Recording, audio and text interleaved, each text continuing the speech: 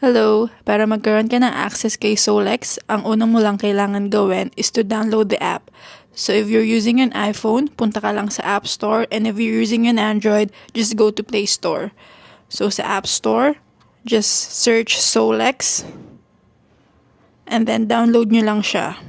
Right here. So once na download nyo na, click nyo, and then create an account.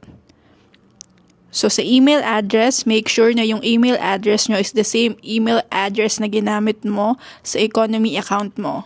So lagay mo lang yung email address mo here, and then lagay mo lang din yung password mo, and then click mo lang yung accept the terms, and then create an account. So once na naka-sign in ka na successfully, una mong kailangan gawin is pumunta ka dito. Dito sa lower right, click mo lang, and here makikita mo yung mga different educators ni economy. Para makareceive kayo ng signal, make sure nyo nakasubscribe kayo sa kung sino man yung mga pro educator na gusto mong makareceive ng signal sa phone nyo. So for example, ito si Plutos. Click mo lang yung tatlong dot, ito, and then subscribe. And then another example, kunwari si Donnie, click lang and then subscribe. And then, just do it again sa mga gusto nyo pang sundan ng mga pro educators.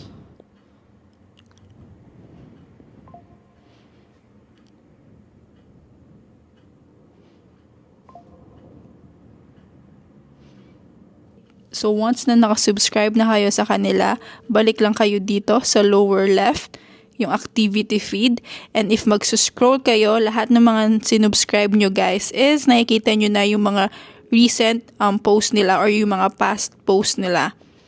So scroll nyo lang siya dyan, yan yung magiging activity feed nyo. Dito sa taas, if makikita nyo tong tatlong lines, pwede nyo tong i-click and pwede nyo i-filter kung ano lang yung gusto nyong makita sa feed. So for example, gusto nyo lang makita yung mga trades na pinost nila.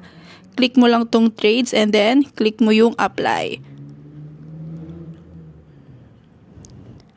So ayan, 'di ba, makikita mo na puro trades lang yung mga nakikita mo sa feed mo ngayon. Pero if gusto mo makita mo din yung mga post nila, click mo din yung post and then apply.